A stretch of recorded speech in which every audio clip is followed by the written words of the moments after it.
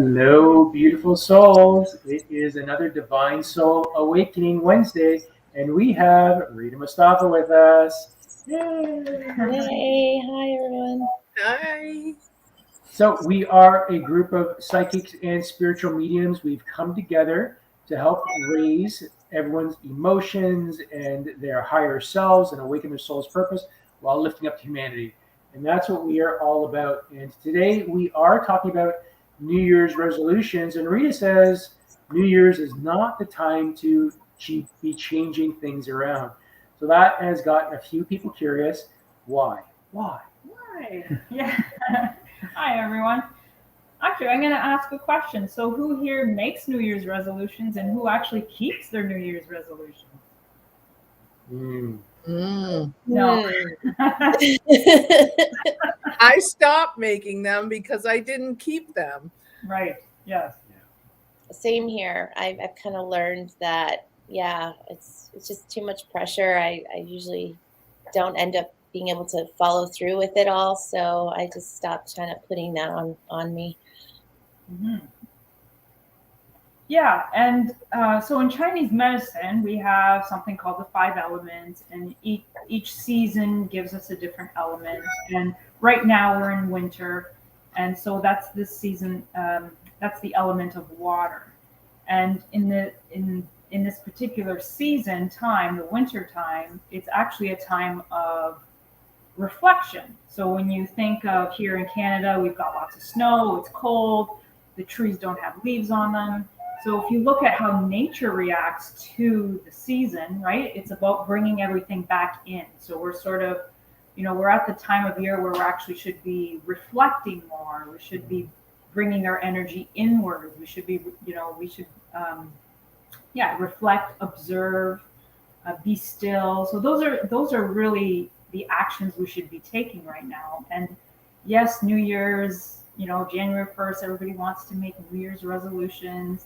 And it's not that you can't make them. I think it's better at this time of year to actually think about what you want to change this year, but not necessarily maybe put that into action until maybe in the spring, because spring is the time of growth. Spring is the renewal. Spring is when things come to life, right? So if you really want your resolutions to come to fruition, then hold those thoughts, and then when spring comes, it's actually more of a more natural kind of thing to put that energy into motion, if that makes any sense. So springtime is really the time that we should be doing this. But how about when you hear about Chinese New Year? Chinese New Year that's coming up on February 1st, and then you have there's like the other one in India that's kind of coming up as well.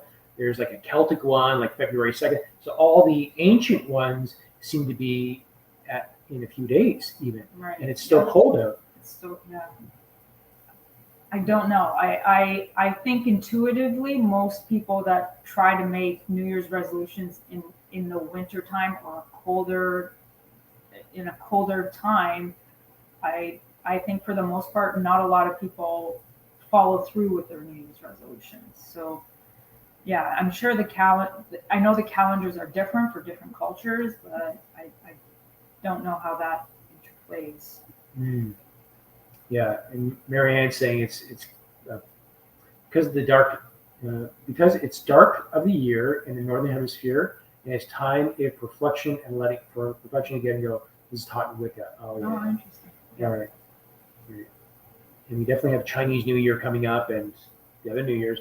You guys ever celebrate any of those? No, I never have. Well, Chinese New Year restaurants when they used to be open. Yeah. We live in a very diverse kind of city, so there's lots of the Asian cuisine in our area. Yeah. Lots of celebrating of the Chinese New Year. Yeah, our neighborhood is definitely known for that. We have a lot of Asians. It's known as so in downtown Toronto. There's a Chinatown, and we're in just the northern outskirts of a part of Toronto North, and we have we're pretty much called Chinatown North in our area. We also have some like amazing Indian restaurants as well. Yeah. So a lot of Asian cultures in our area. But that's about the extent of, and I celebrate that through my martial arts. But I've never really thought about why, Yeah. why this time. And you're an acupuncturist, Chinese acupuncturist. You teach at the acupuncture school. Oh my gosh, we are failing in a big way right now.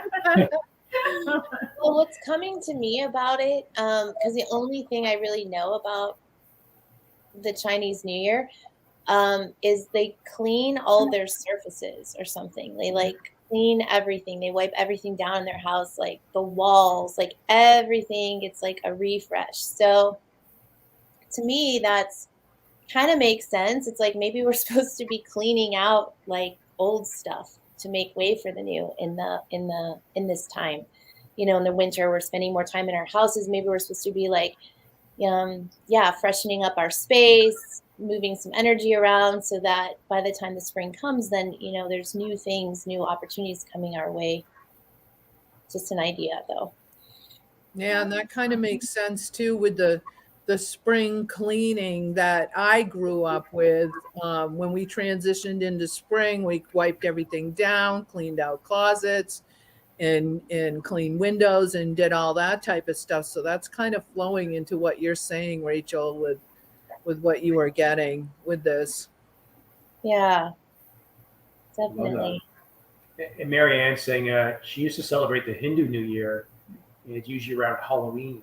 That's a little odd. Oh, and it's based on moon cycles. Oh, wow. Yeah. I forgot. Is one of you guys are with the moon cycles, aren't you? Don't you guys do stuff with the moon? I don't. I haven't. I do. Well, I do. I don't do it ritualistically, but I do recognize when we have a new moon come in and when we have a full moon come in.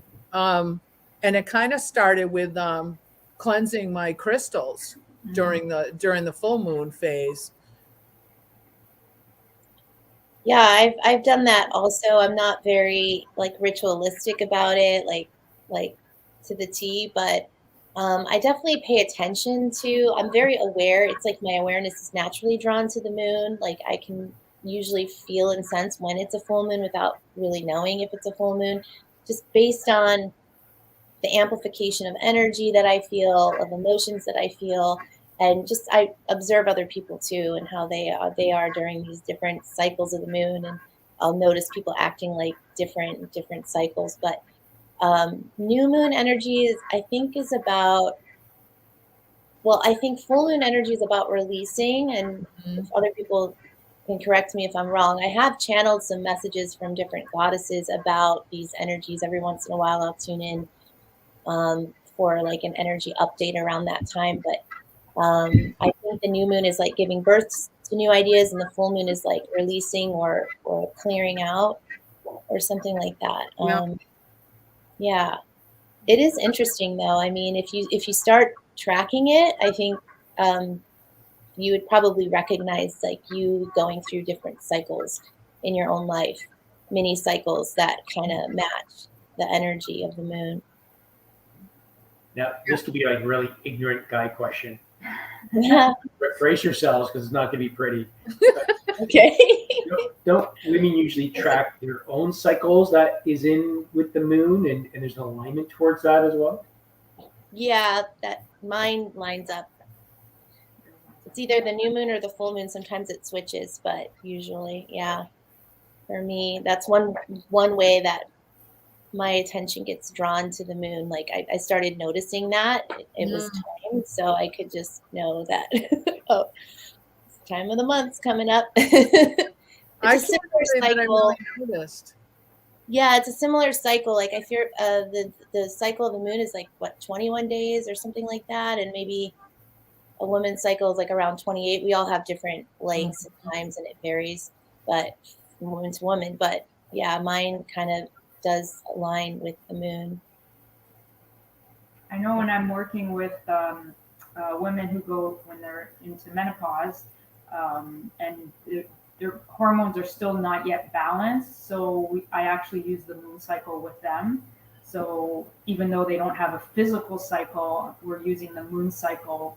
We're using the moon cycle as as their cycle. So just to help balance out those the hormones. Yeah. Yeah, that's interesting. Very cool. Yeah. Well, I believe in the Native American culture too. I don't know a lot about it. I'm still learning, and definitely reincarnated from that is that they talk about the women's cycle as the moon cycle in Native American too. So I think you're definitely onto something there. I just never paid attention to it, to be honest with you. I'm past that stage now. Thank you.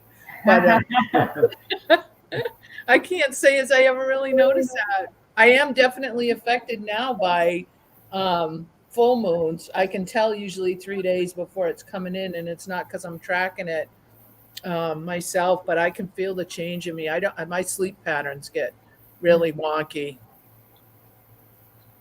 I wonder, I've never actually looked at it because some days are I just think it's like ascension or something, or I think back, it's like, why was my last couple of days so horrible, or why did this happen? Maybe it was because like the moon or something, or some sort of cycle. Yeah. I do think it affects your sleep patterns. I think the cycles of the moon do. I feel like I've noticed that too. There'll be like some, like maybe during a new moon cycle, or I can't remember if it's like new moon or full moon, but like I get like, sometimes I'll get like creative downloads. Like I'll just be like, I can't sleep very well because I'm getting like all this inspiration and new ideas coming in. And other times I'm like more tired, or, I need that extra rest. I feel like I need extra rest during a full moon almost, like, because the energy is just so amped up that it's like I'm releasing and stuff. I need that extra time for my body. And that's the same when I'm on my cycle too. It's like your cycle is kind of like a time for you to just like, I want to say self-reflect, but kind of just take it easy and let yourself cleanse out what it needs to. So it's interesting. At least that's how I view it. I don't know. Yeah, Carolyn's saying that she definitely gets sleep disruption during this time, during full moon phases too. Now I'm curious where we're talking about winter and what the difference would be for winter moon phases as opposed to spring moon phases to summer. And I guess I'm asking Rita this, if you've ever noticed anything about that. In terms of the moon, Different seasons. I kind of, with the moon phases, I look at the full moon as just being a more active time. So so that would be, for women, that would be the time of ovulation. And if I'm working with someone who has parasites, an example, then those signs and symptoms of the parasites are usually more active at a full moon, right? Really? So Okay. I can use the full moon to look at different aspects, but it even affects animals, right? Our animals are, if you pay attention to the animals, they too can act a little different during like a full moon versus. Getting like act a little moody. Is it possible? I don't know. I'm hearing this from somewhere. I don't know. Moody. Well, there wasn't a full moon last night, was it? Because No, we're headed towards a new moon right Yeah, now. It's waning. Yeah. I was doing the channeling practice last night, and my body was there's just so much energy coming through Metatron. He was doing like a lot of activation and just opening everything up. But I was just so tired. It's like I could hardly get through the practice. It was only like maybe 20 minutes, half an hour at the most. It wasn't long, but it was so overwhelming. Now that you guys are saying that, I wonder. And Amy No, said, that's probably just Metatron. Yeah, right. That's what I was thinking too. maybe. Well, I've been channeling him for maybe a couple of weeks now in this daily practice, or at least practice during the week, and it was a lot. I needed to rest, and he's still telling me that. So I'm getting through the week, a couple more days, and then I'm taking a break. Good. And he says, I feel like I can't get enough sleep. I'm tired all day and all night. But last night I kept getting creative downloads, and I was up for hours. Oh wow, that's awesome. It's kind of like what you were saying, Rachel. Yeah. Yeah, I think that it could be triggered by a new moon. I feel like, yeah, it's like a new cycle starting, get those ideas going. Yeah. Love that. Yeah, and Wendy's saying she always puts out spring water on the full moon to drink later as well. That is a great That's idea. a good idea. Yeah. I love that idea. That is Yeah. so cool. Because we I charge have our friends- crystals. Yeah, why not charge our water? Exactly. Yeah. And I know I have friends in Brendita. New York that do that. What was that, Jenny? I have Native American friends in New York that do that on the full moon. They put out big jugs of water to infuse them with that energy. Very cool.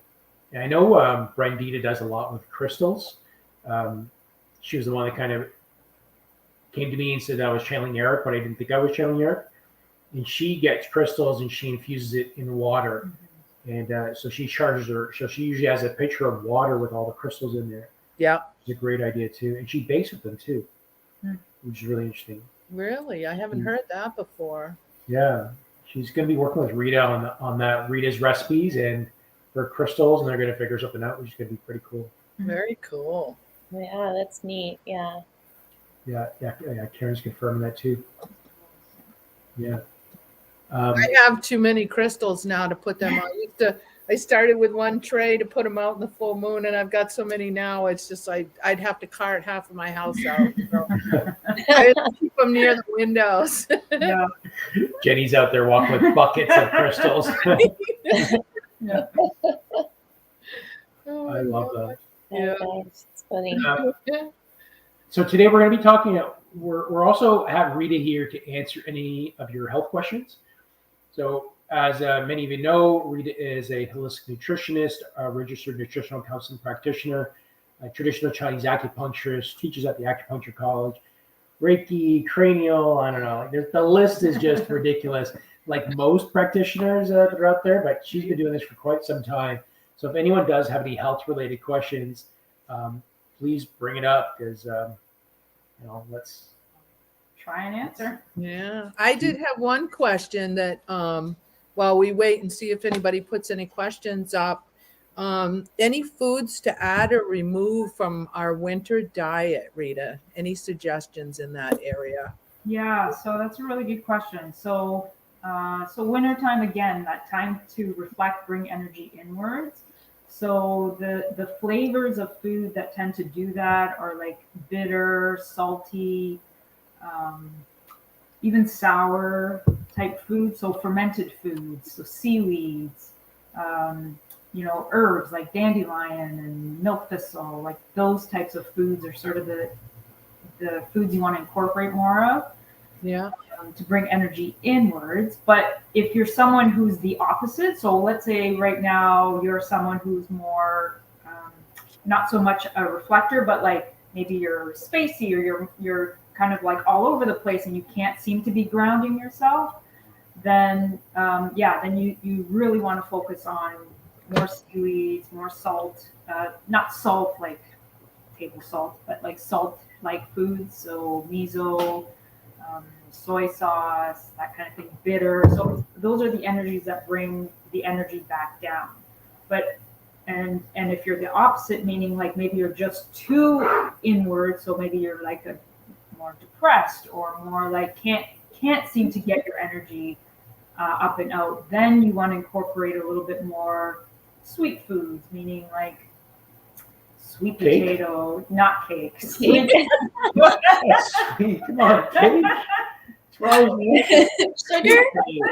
I was waiting for that one to come. The excuse to More eat. cake. Okay, cake only on January 27th, but on so you might want to do more like foods that bring energy outwards, like pungent foods would help bring energy out. So really just everybody's different, right? So if your energy is too inwards, that's not good, and if your energy is too outwards, that's not good either. So you want to try and find a balance. But generally speaking, you want to make sure you're incorporating more of the seaweeds and the miso soups and some bitter like greens and stuff into your diet. So you want to incorporate more of that.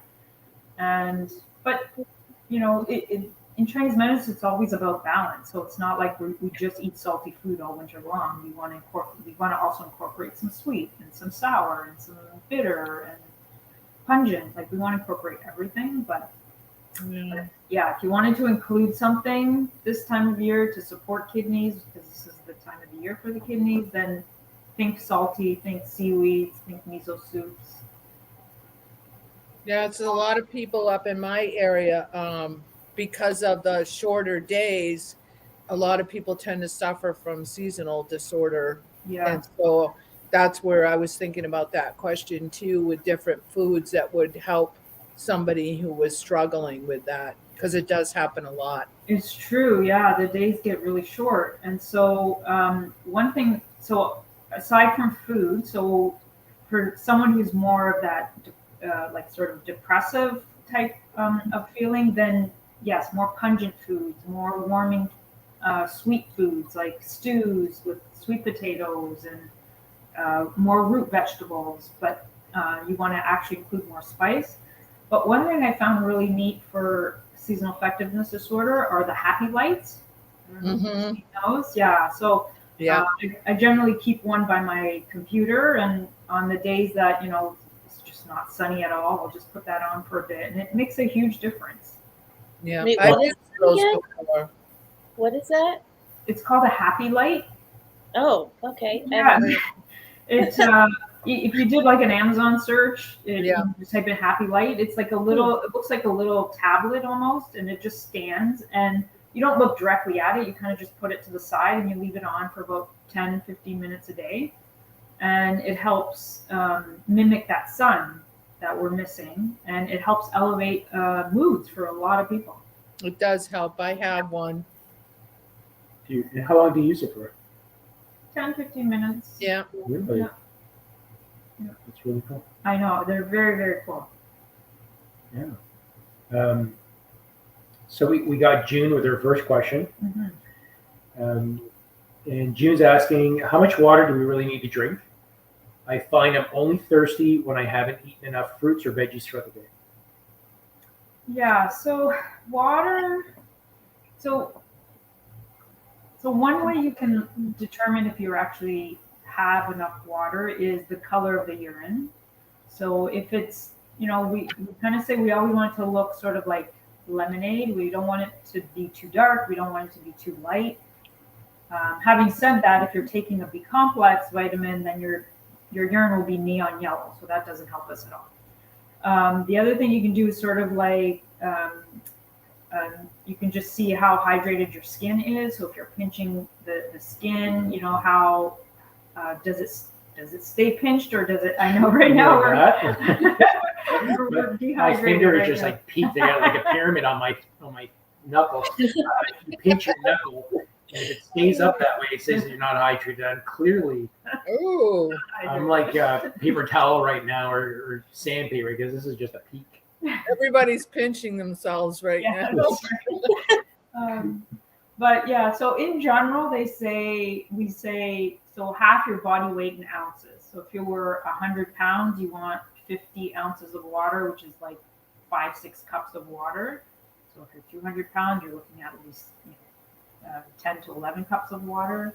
So you can kind of go by your weight. You can go by the pinch test, pinching of the skin. You can go by the amount, the color of your urine. If your skin, hair, nails, if you tend to suffer from dryness of like body dryness in general, then so incorporating more water, but also maybe putting minerals in your water. If you're just drinking tap water, I would say go to some filtered water, add some good minerals back in. I hope that helps. Yeah, fruits and veggies also help to put moisture in the body also. So, and soups, I find. So like just having lots of liquids throughout the day also helps put fluids in the body, but the body also just needs pure water, like just water on top of all the other fruits, vegetables, soups, hydrating foods. I've found I have to be more conscious actually in the winter whether I'm drinking enough water, because when it cools off, the weather gets cooler. I don't necessarily think about it as much as I do in the summertime when I'm hot and I feel thirsty and I'm thinking water, water, water. I Yes. found that I really have to work a little bit at thinking more about it in the winter here in the Northeast to be drinking water enough. Yeah. Yeah, I find that myself. I find I have to fill like a liter jar of water and just kind of keep it visible so that as, each time I walk by, I just take a little bit of water so that Yeah. by the end of the day, I know I've at least had a liter of water. Yeah, so I agree. In the wintertime, it's more difficult because you're not thinking about it. You're cold rather than warm. So, but teas are helpful in the winter. Drinking like herbal teas, that's another way to get some fluid in. Mm-hmm. So Maureen's asking, when you say minerals in water, which do you mean? There's different things that you can do. Some people just put like a block of Himalayan salt in their water, and that helps that the Himalayan salts are rich in minerals, so that helps to mineralize the water. You can actually go to a health food store and actually buy minerals that you can put into your water. And usually those are made from concentrated sources of seawater anyway. So it's basically like going back to that saltiness. Yeah, so try that. If you have Himalayan salt, you can do that. Or you can look online for just liquid minerals that you can add into your water. How much of that Himalayan salt would you put in? I think I would go by taste. So I would put maybe a golf sized block to start with in like a liter of water. And then you can, decide if that feels too salty to you or if you taste nothing, then you can add more. But I'd start with like a golf ball size and then you can add or decrease based on the taste. Okay. Love that. Love that. Rachel, do you want to read that one out? The question? Yeah. From Amy. Hello, Rita. I have a health question for you, please. I've been dealing with plantar fasciitis. I've been receiving acupuncture, but it's not going away. Any other suggestions? Okay, yeah. So plantar fasciitis is basically plantar means bottom. Fasciitis is referring to the fascia, which is like a connective tissue. So if this were my foot, it would sort of be like if this were the bottom of my foot, it's sort of like the connective tissue. And so if acupuncture is not helping, I would do a few things. If you can let me know if it's one foot or both feet, but I would do actually castor oil packs on the bottom of the feet. And that's a really good way to help with the inflammation and also get that area to detox a bit, and also put moisture into the tissue.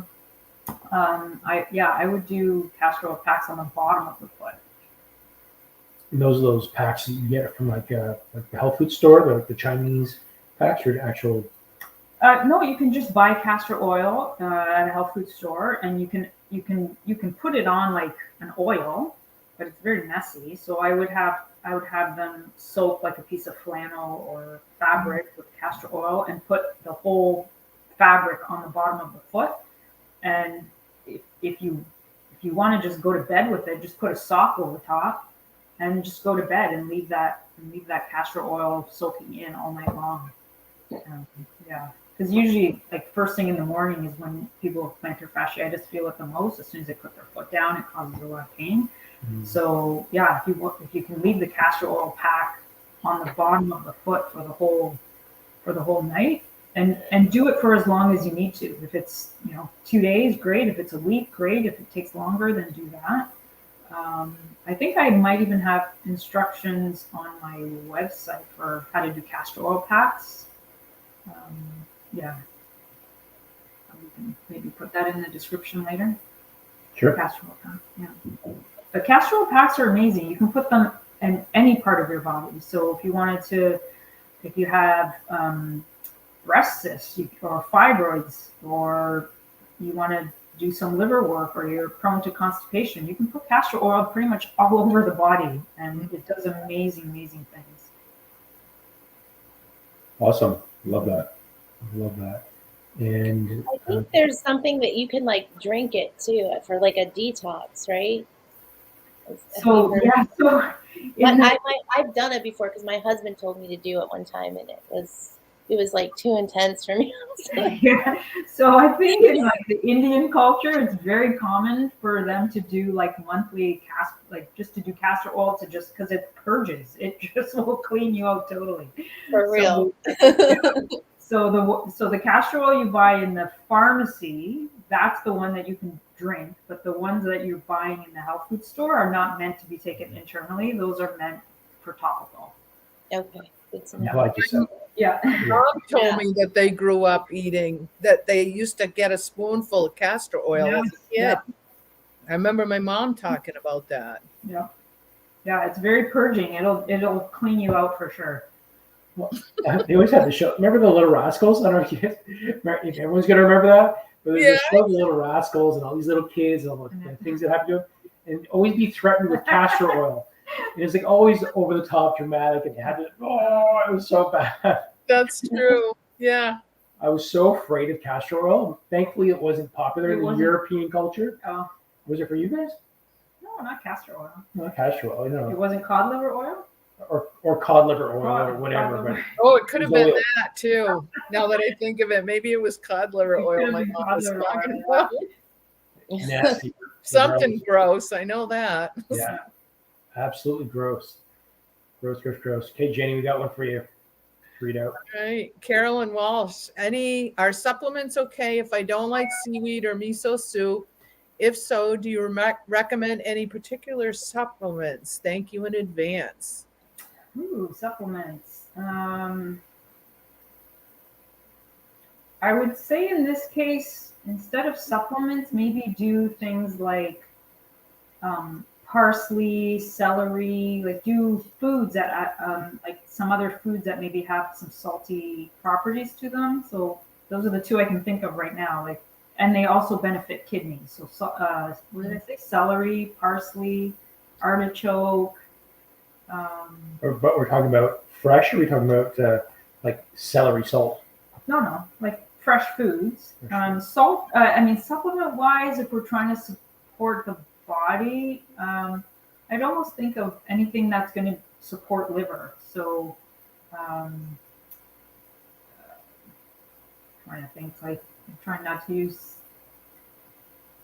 fancy names, but corn silk tincture. That's a good kidney kind of supplement. Yeah, unless I was working on something specific, I wouldn't necessarily go with supplement, but food-wise, maybe just think like celery, parsley, what did I say? Artichokes, asparagus. Those are all really good to support kidneys. No, and that's a vegetable. They're called salt. They're considered salty. In Chinese medicine, they have a salty property, or they benefit kidney. Wow. Right. I didn't know that about asparagus. Mm-hmm. It just made my pee smell funny. It does. I love asparagus. It's one of my favorites. So I found that very interesting. You just said that. Mm-hmm. About the pee smelling funny? No, about And I've heard of with asparagus, like it's one of the few veggies that like you can cook and still it retains a lot of its nutrients. I don't know if you've heard that too, Rita. Yeah, so lightly steamed. If you can lightly steam as opposed to overcooking them, yeah, a lot of vegetables will retain their nutrients, or most of the nutrients. Cool. Love that. Love that. You see, and Marlene's just confirming parsley and celery would be yummy in soups. Mm-hmm. Oh my gosh, I love celery and parsley in soups. It gives it such a fresh taste. I don't know, it's really good. Yeah, And actually, going back to that other question about not liking miso, if you don't like it as a soup, you can easily make like a salad, put it into a salad dressing. So when you just do your own, oil, vinegar, add some miso paste in there, and that's another way to get miso into the into your diet without necessarily having it as a soup per se. Is miso paste like readily available? Yeah, definitely health food stores. I would look for it the refrigerated version, like anything refrigerated, not pasteurized. Yeah. And a lot of vegan cheeses will use like miso as also a flavoring. Okay. No, stop with the cake. No cake.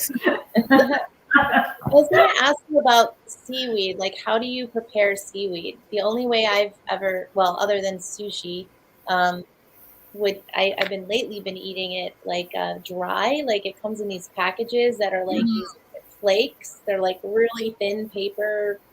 I don't know. It's just seaweed, and then you eat it. It's really cool. I Yeah. like it, like that as a snack. But is there other ways to prepare it or make it?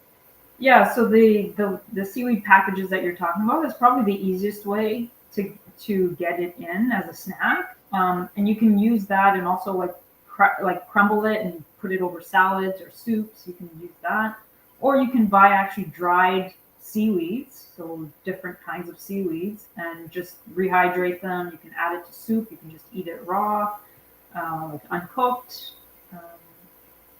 Great. I got my kids into it now. So they're eating like a whole package of seaweed. They're like, Mom, I Yeah. got a whole package of seaweed. And Mhm.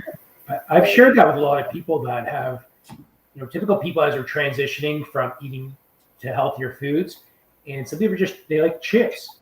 You eat chips all the time. So getting like that healthy alternatives in the seaweeds, you don't even know it's seaweed because it's slightly oily, it's salty, salted, yeah. and you just end up finishing one of those little packets so quickly. But it's the healthy alternative, but it's still salty and sweet because that's what you really want is that crunch, the salt, the sweet, and those seaweed snacks work out perfectly for that. Yeah. yeah, it's really good. Yeah, you're the one who got me started on those. I just bought some. They're in my closet right now. I like them. I haven't tried them on a salad though. I want to try that. Yeah, just crush them up and add it to salads and soup. Like put it on top of your soup. Like it you can do so many things with it. And if you buy the nori sheets, like the stuff that you would normally make like Yep. from, again, you can do the same thing. They're not as salty, mind you, but you can still do the same thing. And most pets like them. So most dogs that I offer it to, they'll take it. So it's Nice. it's good for pets too. If you have some, try it. You know, Tucker will like that. Mhm. Good treat, Tuck. He's right here listening. So, There you go. Mr. Tucker. We love Yeah. Mr. Tucker. We're gonna have a show just on Mr. Tucker. There you go. I know, right? We got our next question coming in from June Murphy. And she says, I've been taking zinc and with copper and vitamin D daily. Will this help with flus, colds, and the other C word? To prevent. She's asking about prevention on there as well. Yeah. So what were the three? She was doing zinc, copper, and vitamin D. Yeah. So zinc, zinc and vitamin D, they act like antioxidants. Copper helps to build the immune system. So you can use those regularly throughout the winter season or cold and flu seasons just to keep your immune system up. Vitamin C would be another one that I would add in there as a regular kind of winter supplement. And copper, most people don't take copper on its own. Usually it's in combo with something else. But just don't do copper like all year long. I would do it for short periods of time. Copper turns my skin green. Would that happen if you were taking it as a supplement? So I don't know if it as a supplement, but one of the things, if there's an infection, that's one of our remedies in like the homeopathic world is to give copper. And when we start to see like mucus turning green, we actually think that's a good thing because the copper is actually, working in the immune system. So, so that greenness is part of the copper properties, I guess. But I don't know about skin. I hope it doesn't turn your. I think silver can turn the skin purple. If anybody's ever looked up, there's a name for it. Colloidal silver. If you do too much silver, the body can't get rid of it, and you just stay purple. Wow. Yeah. Like Jerusha and Charlie and the Chocolate Factory, where she becomes the yeah, the Blueberry. very girl. Yeah. That's colloidal silver. That's now we know the secret. The secret. Right. Colloidal silver. So speaking about the C word, Yeah. about COVID, what do you do? So now I've got it in my system. I know No, it's you don't. come. Well, yes, thank you. I'm saying that. No, you don't. As an example, I don't believe it. I don't have the emotion, so it's okay to say it that way. Got it. But okay, so someone has COVID, Yes. There you and go. what do we do with all these things? The vitamin D, the dosages of like vitamin C. Like we hear so many different alternatives out there. What do we do? You know, yeah. So it's hard to answer that as just the basics are vitamin C, vitamin D, any antioxidants. So glutathione, NAC. Yeah, but how much vitamin Oh, C? how much? Okay, so you just overdose on it. Like, so if the secret is to catch it at the beginning. So as soon as you start to feel a little bit off, if you normally take one capsule of vitamin C, you're going to take 2 or 3 that day. Same with like vitamin D. If you take 2 a day, then you're going to go to 4. Like, right? So the first few days, you're just going to pump the antioxidants into the system as much as you can tolerate, and then you kind of wean off. So the body is going to, once the virus is in, it has to run its course. So the thing is to, tune into the body. What is the body showing you? What do you need to support? You need rest. You need rest. If your lungs are starting to be affected, then you work with someone who can at least give you some recommendations on supplements for your lungs, or do some acupuncture, or do some steam inhalation with like essential oil. So just different things that you can do. So it's like listening to your body. Whatever you're doing antioxidant wise, you're just going to double or quadruple those first few days, just to put all that extra antioxidant in and support the body while it goes through the process. Right? We get viruses all the time. Right? Our bodies are going to know what to do with it, assuming we're giving it the right tools. Mm-hmm. Mm-hmm. So just overdose. Pretty much. So I'll just say double up on whatever you're doing. How's that? Double up. Just double up. Got it. Yeah. When I got it, it kicked my butt. It definitely kicked my butt. And you were away. I was here by myself. But I got it before it was known. Yeah. Before I had a label. name. So I didn't have the fear that came along with it. But then later on, when I started feeling symptoms, immediately I brought the fear of it in, and that made me sick. Mm-hmm. Until I realized it, changed the narrative of the conversation, and then it went away like within minutes. Yeah, the fear is a big one. Rachel, I'll pass this one to you. From Marnie. The question is, Rita, do you have any opinions on soaking feet in distilled white vinegar, or is it in apple cider vinegar? Thank you. Oh. I don't know if I know how to answer that. Soaking your feet in vinegar. Apple cider vinegar or vinegar. I can't say I've ever done that or used that before. Vinegar has a property of being astringent, so maybe drying. I don't know. I don't know how to answer that. Anybody else ever tried this or? Only with my horse, but not like soaking the foot. But I was told by my farrier who trims my horse's feet. My horse had like and one of his feet had like a little hole in it, like where she was saying like just put some apple cider vinegar on that and it'll clear it up or something like that. And I was like, okay, but that's all I know. Yeah. I don't really know why or how that works. But yeah, I've heard of soaking in it in a diluted, not straight up, but diluted, and soaking your feet in it. I can't tell you exactly where I've heard it or seen it, but I have heard it before that it can pull toxins out is what I'm trying to say. Blah, blah, blah. Well, apple cider vinegar is alive, right? Isn't it? Yeah. It's like a live bacteria. Like Bragg's. Like Bragg's. Yeah. So maybe that it's like eating away at something. It's combating it. It's either eating it or something.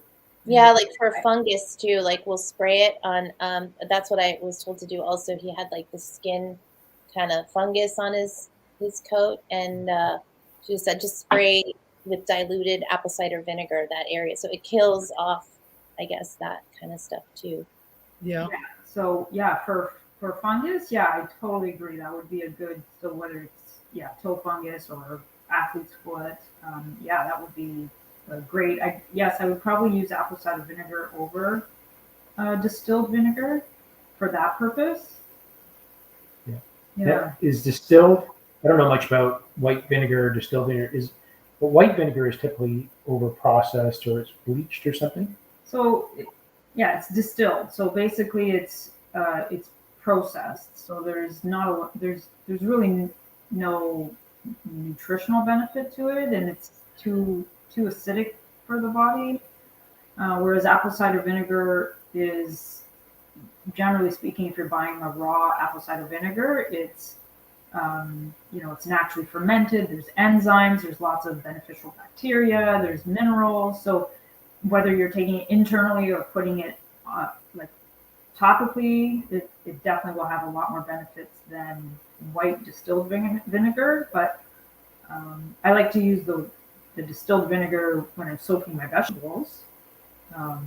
And yeah, there's people use distilled vinegar to clean surfaces, like as a household cleaner. So it has properties in that way, but nutritionally speaking, not a lot. Cool. Love it. Thank you. Okay, Jenny, I see you. So Marnie is, Rita, what's a healthier substitute for coffee in the morning? I am hooked. I still need a couple cups a day. Thank you, dear. Good one. Yeah. Me Coffee too. can be one of those. Yeah. So especially if it depends what you're addicted to. Most people, it's the caffeine in the coffee that they're addicted to, because you can switch to decaf coffee, and then that would solve that problem if the caffeine is what you're sensitive to. But if you totally just want off coffee because of the acidity of it, then you can get like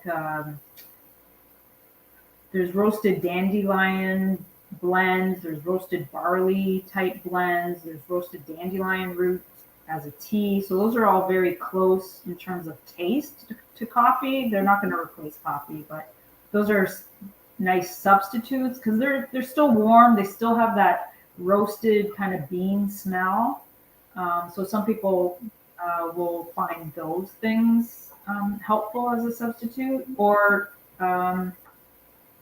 just get off coffee in general and just go to a tea and do like herbal teas or hot chocolates or just something else that doesn't actually have anything to do with coffee per se, but it's still warm and it's still comforting in the morning. Wouldn't dandelion root be like a herbal tea? It's sold as a tea, yeah. So dandelion root you can buy it as a tea, or you can make your own dandelion root. But yeah, generally it's sold as a tea, and if you steep it, I don't know, 5-10 minutes, it very much resembles a coffee. Like I actually like my roasted dandelion tea in the mornings. Never heard of roasted dandelion. Yeah, so if you start looking in your tea aisle, my favorite, I have to say, is the what's it say there? Traditional medicine. I think the company is Traditional Medicine. Traditional Medicine. Yeah, I think that's the brand. That's my favorite. I've tried other versions of the roasted dandelion tea, and I don't know, they weren't quite the same, but yeah, just next time you go to your tea aisle, look for roasted dandelion tea and just kind of steep it 5-10 minutes. There's no caffeine. You can steep it all day long if you wanted. So it just depends on how strong you like your coffee taste. I've been drinking it's called mud water, and it's a blend of chaga and some other natural herbs that are in it, and it's very similar to coffee. It has a lot of earthy flavors to it, so it was kind of different. So I've been trying to substitute to have 1 cup of that and 1 cup of coffee to try and wean down more on the caffeine. That's great. Yeah. Yeah. There's a lot of now mushroom blends out there that are actually mixed in with coffee. So they're sold as like, you can buy just a dandelion, a mushroom blend by itself. And yeah, like use it like you're using it, Jenny, or you can actually buy a mushroom blend that's already mixed in with coffee. And so that kind of negates some of the negative effects of the coffee. Yeah. Awesome. And Sylvana's asking about barley. Okay. Would not be good. Would not be good for someone who's gluten intolerant. At least I don't think so. Yeah. So the way they measure, so yes, barley is does the plant. So the plant actually does contain gluten. But the way they measure whether something is gluten-free or not is by how many parts per million. So if you're taking roasted barley and you're making a tea out of it, how many parts per million of that plant is in your tea, which is very little. And so that's why they say the roasted barley tea is gluten-free, even though there's gluten in the plant itself. It's because you're not actually drinking the plant per se. But if you're sensitive or you just want to avoid it in general, there's do the dandelion. You can do something called dandy blend, I think, which is roasted dandelion, maybe mixed with some other stuff, or try an alternative if you're concerned about the gluten. Would that also affect someone with that celiac? Yeah. So there's Ticino is one of the coffee substitute makers out there that makes it comes in like a tea bag, but it's made from many different ingredients. One of them sometimes is barley, not in every blend, but anyways. But if you look at the packaging, even though barley is in the ingredient list, the product still says it's gluten free, and it's just because it's very low amount. So if someone is celiac, they should be able to get away with it. But again, if you don't want to test the waters, then just avoid barley. Very cool.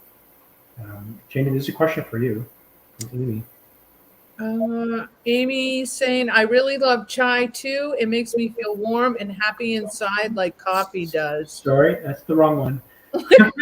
Wrong one. Let me see. I just saw it. Oh, there it is. This is Marnie. Yeah. What's that called again that you take a cup of? It is called mud water. MUDWTR, I think it is. And I came across it on Facebook and figured I'd try it. Went right to the company, and comes in a little canister, and it's a powder. And okay, and that's a brand name. Yep. Very cool. Yep. Good to know. I can message you later, Marnie, about it. Cool. And Veronica's asking about decaf. Is it bad? Is it bad? So coffee in general is acidic to the body. So I'm not saying 1 cup of coffee is like the end of the world, but if you're someone that's drinking like 3, 4, 5 cups of coffee a day, which I have had those people as clients, it's just way too acidic to the body. So even without the caffeine would just add, other effects to that. But coffee in general, the coffee bean is very acidic to the body. So so it just depends on your, everybody's different. If you're a fairly alkaline person, you eat a lot of, your pH is around 7, you're mostly plant-based, like all of those things, 1 cup of coffee is not the end of the world. But if you're someone who has inflammation, health issues, whether it's high blood pressure, cholesterol problems, inflammation anywhere in the body, then that 1 cup of coffee, whether it's decaf or not, can contribute to more inflammation. So, So the short answer is it bad? Is it bad? Yeah, what about The short answer, really, it just depends. But if you're fairly alkaline, I would say no, it's not bad. If you have health issues, inflammation specific, then yes, it is bad. So why? What's the deal about having the body imbalance? You're talking about being acidic or not acidic, that the body being alkaline. So what happens when the body's too acidic? So when the body's too acidic, disease can live in an acidic environment. And so talking about whatever, diabetes, high blood pressure, any kind of inflammation, joint pain, arthritis, all of that is usually because there's an underlying acidity in the body. And so the idea is the more you can make your body alkaline, the less the body can stay in a disease state. Does that make sense? Yeah. Makes sense. It can be. What if your body's too alkaline? Right. So you don't want to be too alkaline either, because then you're just not absorbing all the nutrients that you need. So you always want to stay balanced. You don't want to be too acidic, and you don't want to be too alkaline. Okay, that's fair. Rachel, you got this one? Sure. June asks, if allowed, I have one more question. To help heal optic nerve peripheral vision, I have read taking vitamin E, C, zinc, carrot juice, beet juice, and all B vitamins will be beneficial. Anything else? Thanks. Ooh, yes. So eye issues. So those are all really good. The carrot juice is very high in beta carotene, and that's one of the nutrients specific for the eyes. So I like that. I'd also look at either acupuncture or even craniosacral therapy to make sure that there's enough fluids and there's no obstruction in terms of blood going to the eyes. So I would look at adding those two modalities in. But in terms of supplements, those are all great supplements. Vitamin E, C, zinc, yeah, carrot juice, beet juice, B vitamins. Yeah, those are all great. You can also do things like bilberry or eyebright might be the same word for bilberry, but eyebright, bilberry, those are also really good herbs that you can do for eyes. Like any tissue salts or any of that, like homeopathics that might be good. Yeah, or we're talking about like read the optic eye nerve. Yeah, so heal an optic nerve. Yeah, so vision.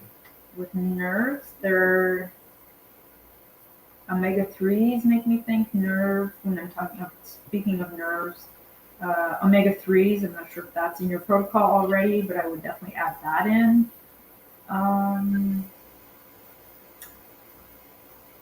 Even like MCT oil, that would be good. Cool. Yeah. Hope that helps you. And Jenny, we got the next one for you. Question for Rita. This is from Amy. As I've been getting older, my menstrual cycle has been getting more frequent and very heavy. Any suggestions for helping with this? Yeah, so if the cycles are changing, so you can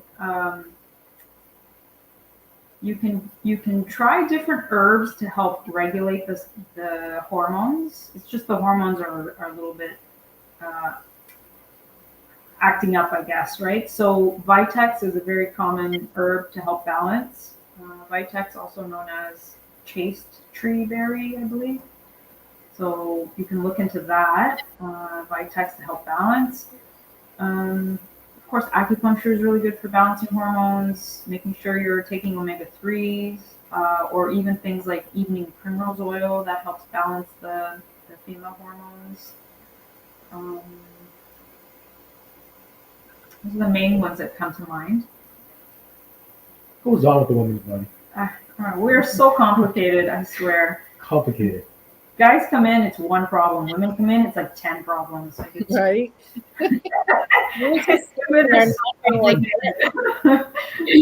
What causes our hormones to get out of whack? Is it like stress sometimes? Like, would that be like something that could cause changes in our hormones or other things? Yeah, so there's so many things because the hormones are so dependent on like the endocrine system. Like if our thyroid is out, that affects our hormones. If our adrenals are overstressed, that affects the hormones. If the ovaries are compromised in one way or another, that affects hormones. And then as we get older, we're making less hormones. And so the other organs end up, so then the thyroid starts to get out of balance. And it's just like this whole cycle of like imbalance. And it's like, So it's, so it's sort of not only focusing on like adrenals or ovaries, but it's also like we have to support thyroid, we have to support the liver. All hormones are conjugated in the liver. Cholesterol, what are cholesterol levels like? Because our cholesterol is actually how hormones are made. Excess fat is another way that actually brings more hormones into the body. So there's so many things that regulate and then disrupt the hormone cycle in women. Wow. That's complicated. Yeah.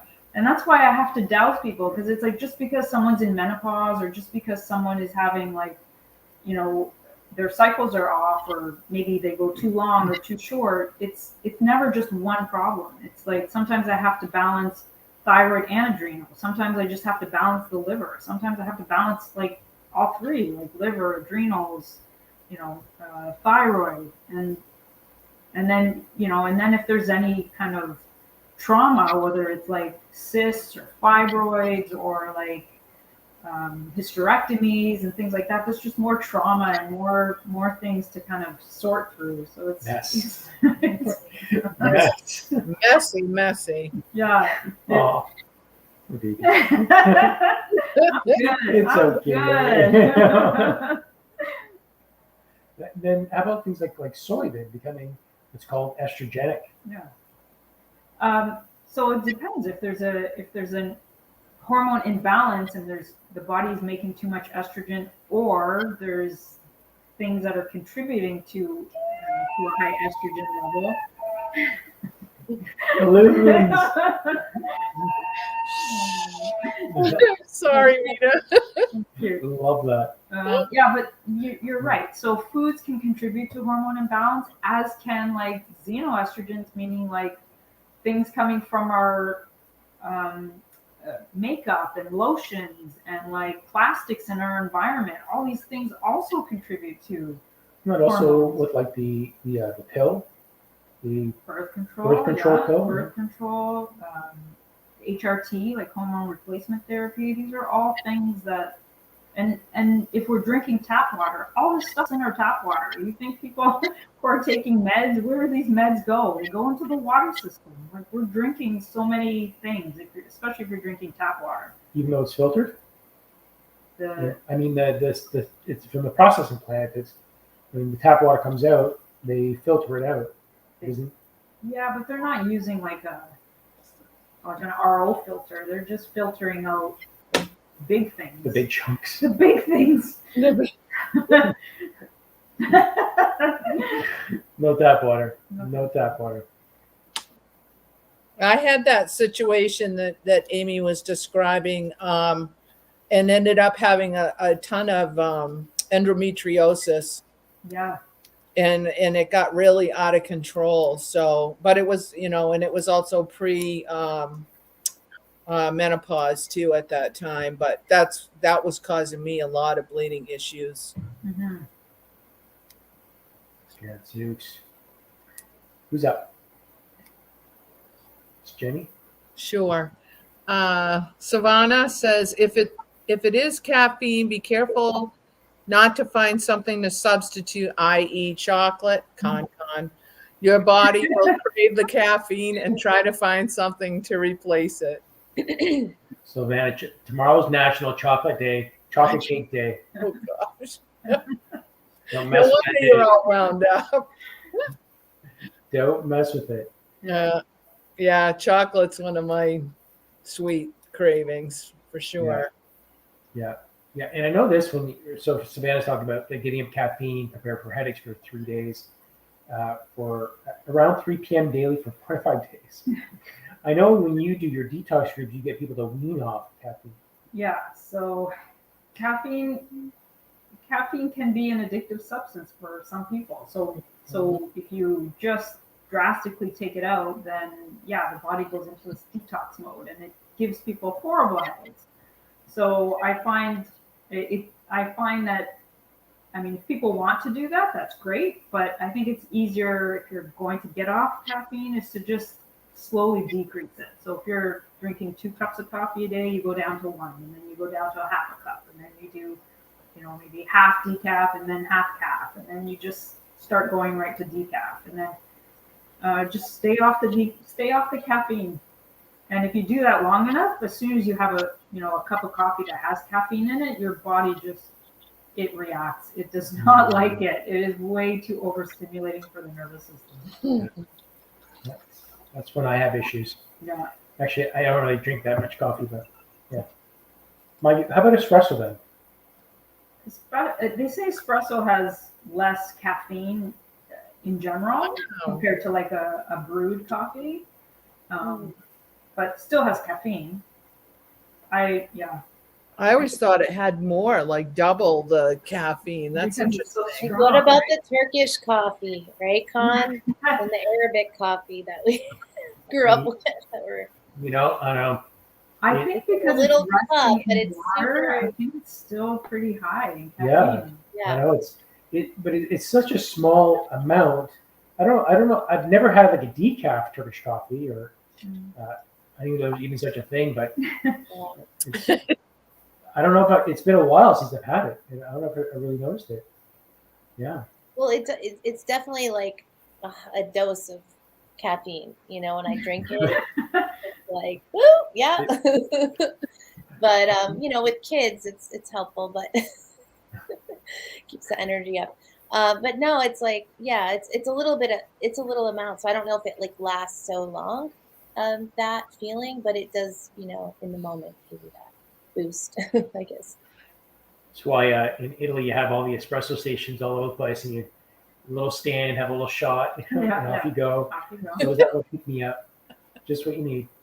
Yeah. Here's one for you, Rachel. Okay, so Marnie's asking, so would taking a supplement of wild Alaskan salmon fish oil be good to get my omega-3? I am not a fish eater. Thank you, Rita. Yeah, so fish oils are a great source of omega-3s. So yeah, you can get many different combinations of fish oil. In this case, the salmon oil. You can get cod liver oil. You can get a combination of all different fish oils, and they're all very high in omega-3. So omega-3s are natural anti-inflammatories, and yeah, so really important to, especially if you have inflammation, but it also helps regulate hormones. It helps with the immune system. So many good benefits. If you're a vegan, you can still get your omega-3s not through fish oils, but you can get it in other ways. You can get it through flax or chia. They have actually fish oil supplements made from algae, like omega-3 type supplements made from algae. So lots of different ways to get your omega-3s in. It doesn't have to come from fish, but the most common source is fish oil. I don't know. But there. Oh. What about burping that oil flavor back up? Yeah, so you can try it keeping it cold. So if you keep it refrigerated, sometimes that helps. You can try taking it with an enzyme. That can help because it's a concentrated source of fat, right? So when it goes in, it's just so concentrated, it's very hard to break down. So you can try taking it with an enzyme. You can try keeping it cold, and hopefully, if you do get the repeat, it's not as bad. We don't do fish oil, we do the algae oil, but sometimes I still get the repeat, but I add it to our juice, like our juices in the morning, and so it's sort of diluted a bit. So it's not concentrated. Yeah. I just have the image of people just grabbing fish and ringing them. Or who figured out that the liver of cod is what we need? I'm not sure who figured that out, or they just had extra cod livers and decided we're just going to do something with this and created cod liver oil. Like, it's just very interesting how this all came to be. That's what I love about a lot of natural hunters or Native Americans. They use every part of the animal, and everything is respected and used. So we had to think a lot of this is ancient medicine. Yeah. One more here, Jenny. So Savannah's asking, Rita, are you familiar with PMDD? And if so, what would you recommend? PMDD. Off the top of my head, I don't know what that is. Yeah. What's the acronym? stand for? You gotta look it up. PMDD. Mm. PMDD. Oh, it's 111. 111. Mhm. Premenstrual dysphoric disorder. Okay, so depressed mood, anger, irritability, trouble concentrating, lack of interest, moodiness, increased appetite, insomnia, feeling overwhelmed or out of control. So anytime there's any PMS, premenstrual type symptoms, it's always a sign for me of an imbalance. So I always look at liver first. So liver in Chinese medicine is responsible for the smooth flow of energy, whether that's emotional energy, blood circulation, whatever it may be. So as soon as I start to see like, okay, mood is affected, like a depressive type of a mood, then I think liver. So usually by supporting the liver or detoxing the liver even, generally will help with anything that has to do with the premenstrual type symptoms. And what's the easiest way to detox liver? The easiest way is to get stuff out of the body that's not supposed to be there in the first place. So excess sugars, alcohol, refined foods, caffeine, like things that are just stressful on the body. The body doesn't need these things. It's just extra work for the body. And so getting that stuff out and then supporting the liver. So whether that's going back to dandelion, so dandelion tea, or maybe a milk thistle tea, or supplements of that nature. So anything that supports the liver. Awesome. Mm-hmm. Well, that looks like it's it for questions for us. Does anyone want to do a little bit of anyone have a final question for Rita they want to ask, or we can do maybe get a couple of readings in? If maybe Rachel or Jenny, you guys want to channel a message for the group or share something, we'd love to. Yeah. Why don't we give a reading for Rita? Ooh. Oh yeah. Okay. All right. I'll just take a minute to tune in. My focus was on other things, but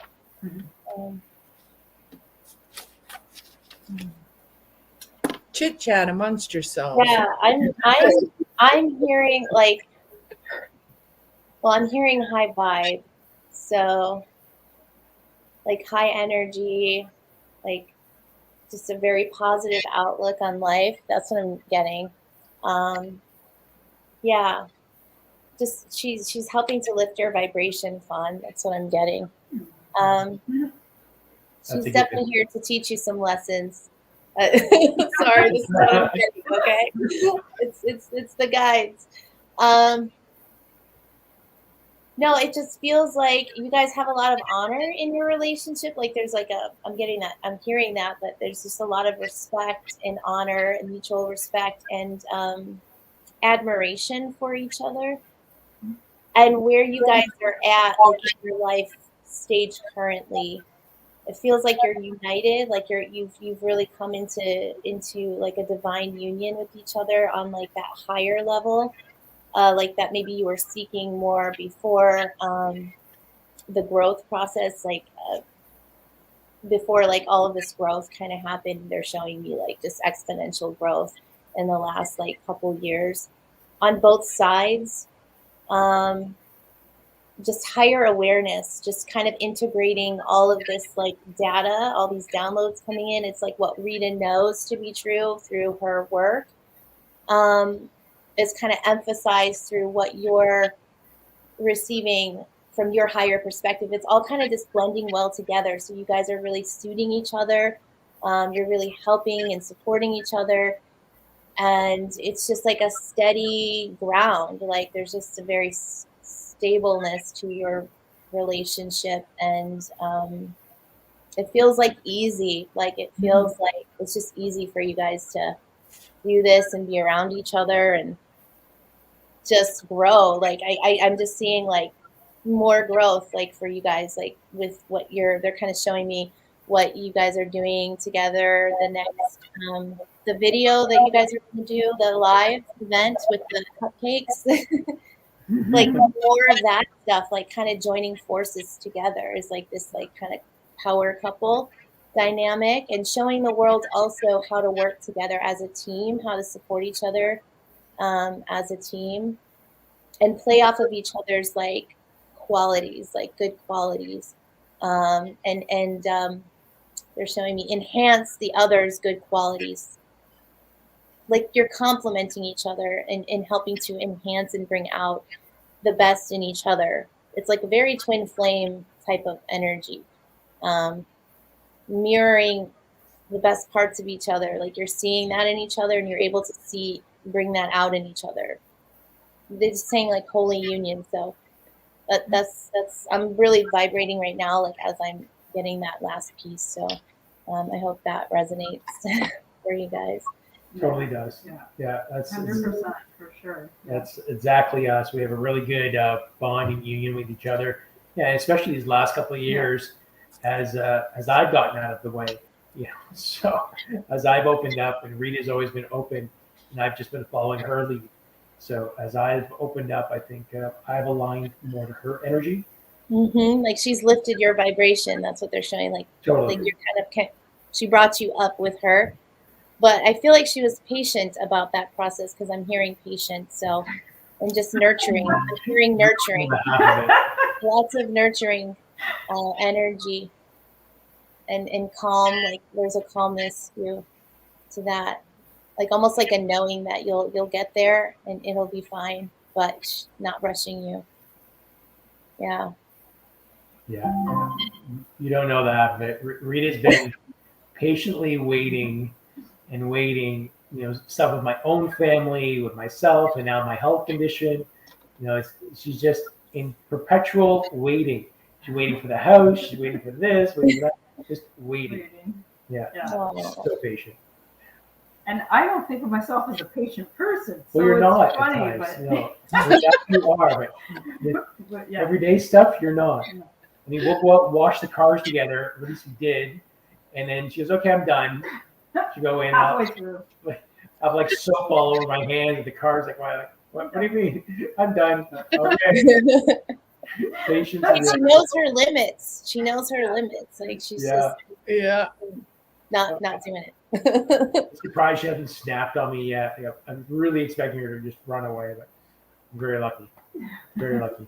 Yeah. That was I resonated with that for Thank sure. you, Rachel. Oh, you're welcome. Love you guys. Love you.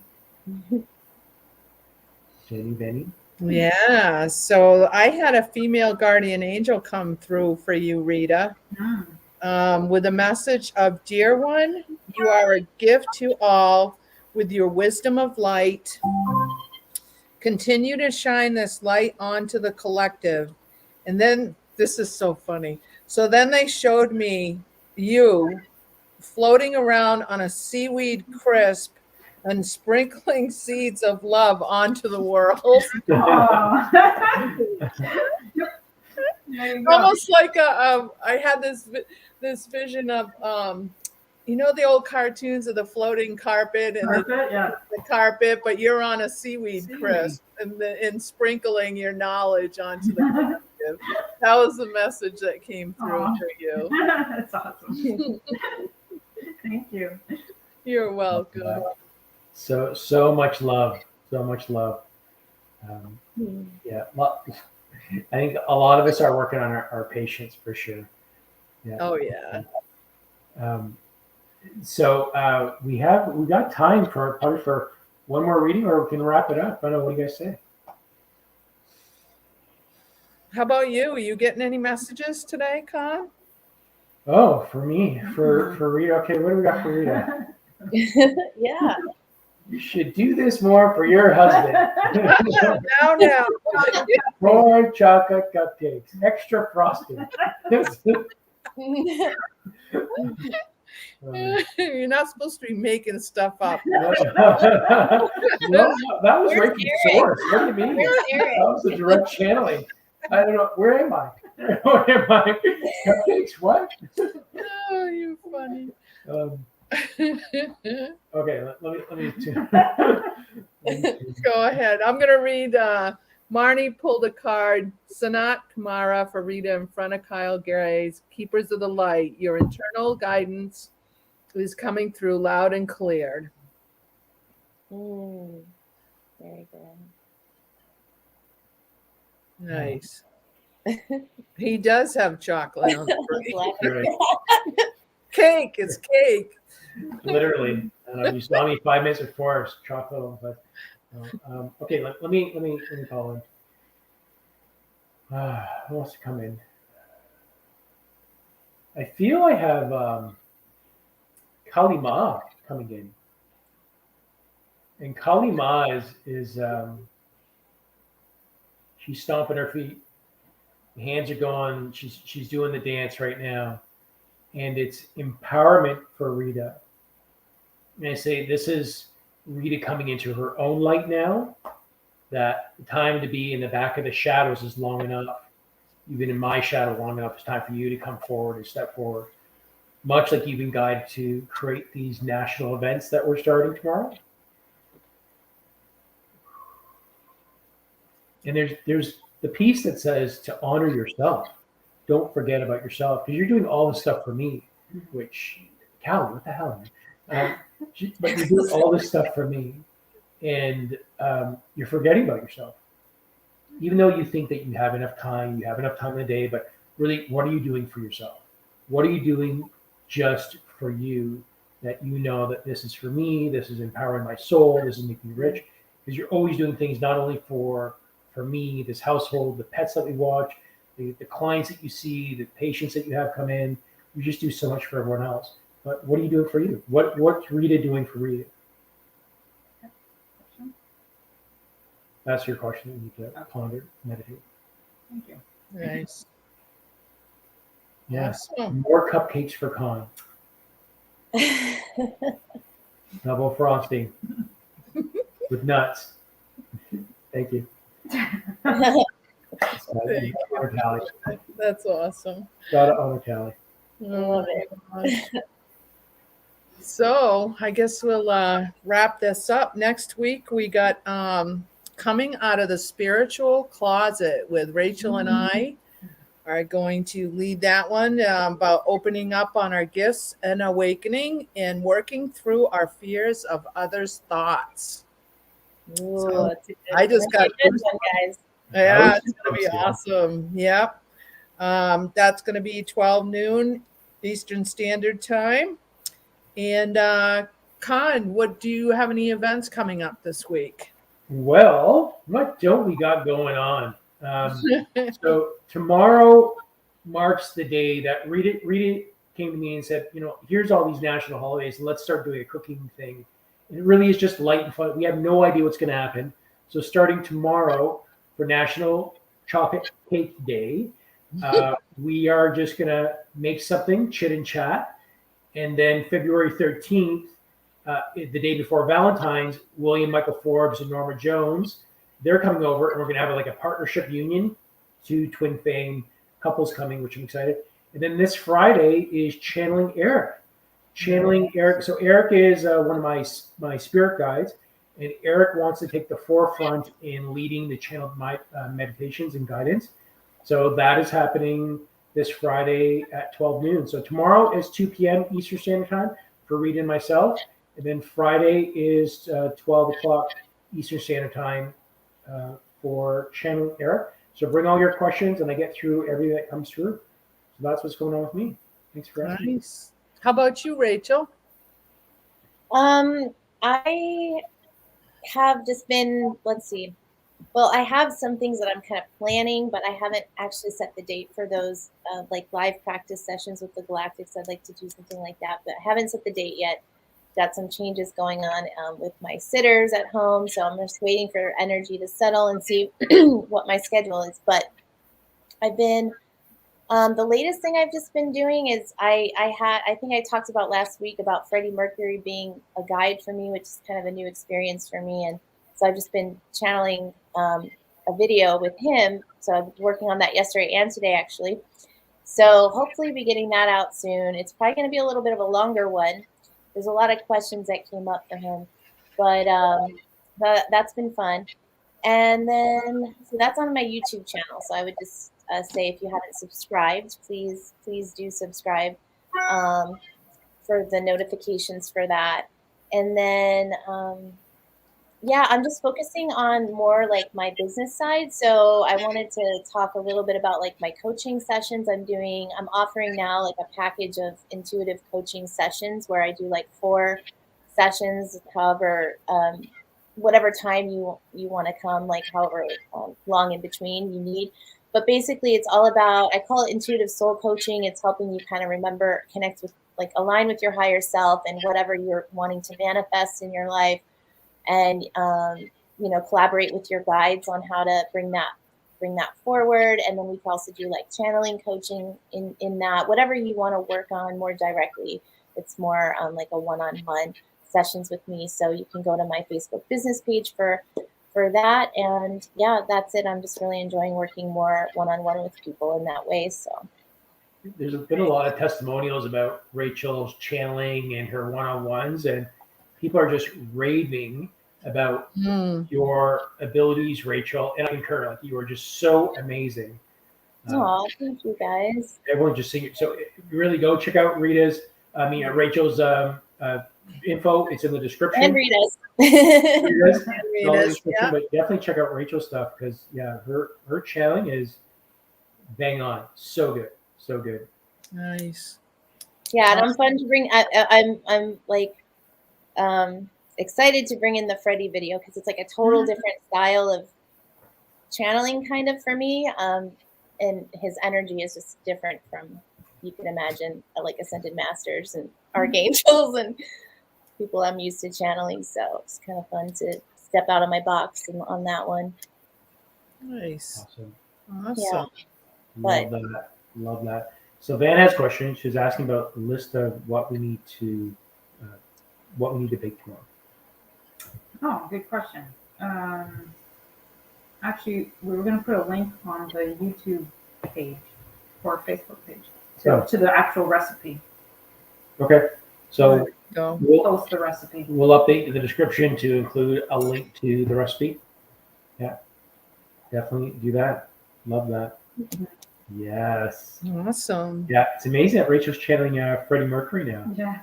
Amazing. Are Yeah. you doing a channeling song for us too? Rachel, can you sing?